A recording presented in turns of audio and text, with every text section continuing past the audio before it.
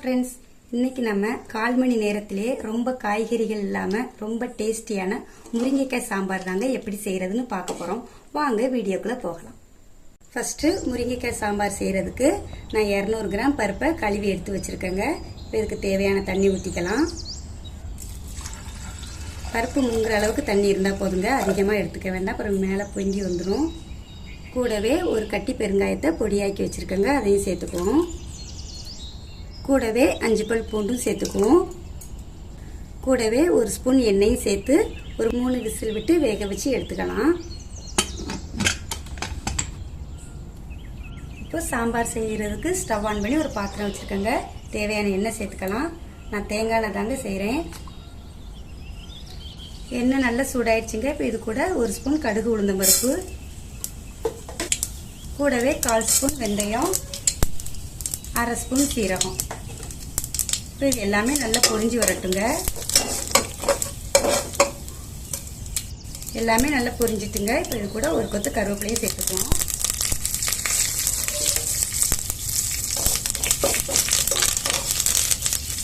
கூடவே ஒரு கைப்பிடி சின்ன வெங்காயத்தை 2ஆ கட் பண்ணி வச்சிருக்கேங்க, அதையும் இது கூட சேர்த்துக்குவோம்.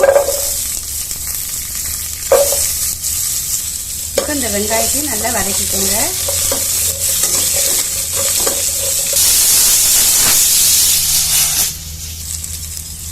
இந்த அளவுக்கு வதக்கினா போதுங்க, ரொம்ப பொன்னிறமாக வதங்க வேண்டிய அவசியம் இல்லைங்க.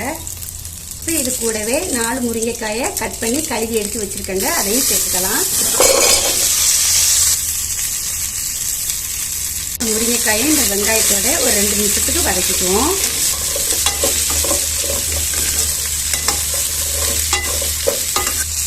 இது கூடவே ஒரு 1/4 ஸ்பூன் மஞ்சள் தூள் சேர்த்துக்குவோங்க, முருங்கைக்காயோட கலர் மாறாமல் இருக்கும்.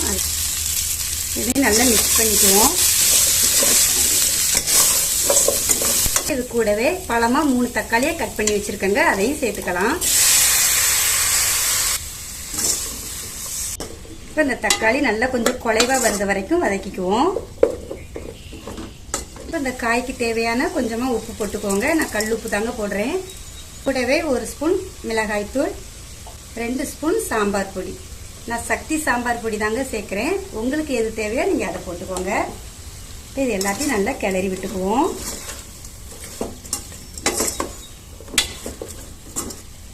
இப்போ முருங்கைக்காய் தக்காளி எல்லாமே பாதி அளவு வெந்து வந்திருக்குங்க. இப்போ இது கூட நம்ம வேக வச்ச பருப்பை சேர்த்துக்கலாம். நான் அப்படியே தான் சேர்க்குறேங்க, உங்களுக்கு தேவைன்னா கொஞ்சம் கடைஞ்சிட்டு சேர்த்துக்கோங்க. இப்போ இது எல்லாத்தையும் நல்லா மிக்ஸ் பண்ணிட்டு தேவையான தண்ணி சேர்த்துக்கோங்க.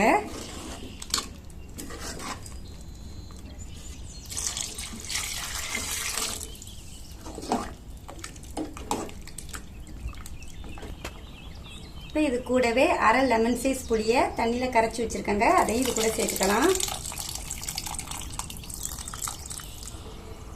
இப்போ இதை நல்லா மிக்ஸ் பண்ணி விட்டுக்கோங்க.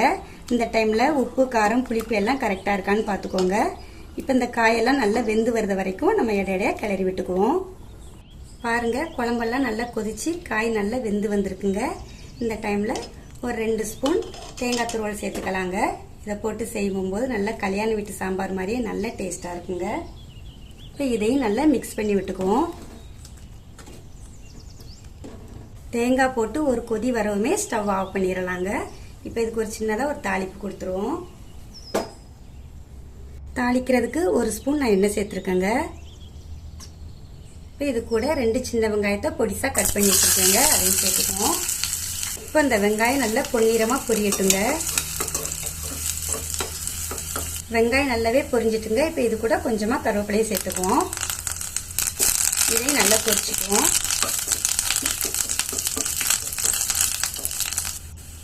கருவேப்பிலையுமே நல்லா பொரிஞ்சிட்டுங்க. இப்போ ஸ்டவ் ஆஃப் பண்ணிட்டு ஒரு சிட்டிகை மிளகாய்த்தூள் சேர்த்துக்கலாம்.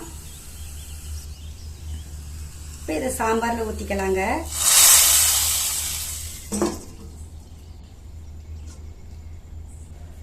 அவ்வளவுதாங்க, கமன்னு முருங்கைக்காய் சாம்பார் சூப்பராக ரெடி ஆயிடுச்சுங்க. நீங்கள் கட்டி பெருங்காயம் இருந்தால் கண்டிப்பாக போடுங்க, சாம்பார் ரொம்ப மணமாக இருக்குங்க. இப்போ லாஸ்ட்டில் கொஞ்சமாக மல்லி இலை போட்டு மிக்ஸ் பண்ணி விட்டுக்குவோம். இந்த சாம்பாருக்கு நான் கட்டி பெருங்காயம் போட்டேன். உங்ககிட்ட அது இல்லைன்னா பெருங்காயத்தூள் ஒரு 1/2 ஸ்பூன் போட்டுக்கோங்க. கட்டி பெருங்காயம் போட சொல்ல சாம்பார் ரொம்ப மணமாக இருக்குங்க. இந்த சாம்பாருக்கு நிறைய காய்கறிகளே தேவைப்படாதுங்க. ஆனால் டேஸ்ட்டு சொல்லவே வேண்டாங்க, அவ்வளோ அருமையாக இருக்கும். நீங்களும் உங்கள் வீட்டில் முருங்கைக்காய் இருந்தால் கண்டிப்பாக இந்த சாம்பாரை வீட்டில் செஞ்சு பாருங்கள். செஞ்சு பார்த்துட்டு எப்படி இருக்குன்னு கமெண்டில் சொல்லுங்கள். மறக்காமல் நம்ம சேனலுக்கு சப்ஸ்கிரைப் பண்ணுங்கள். நன்றி.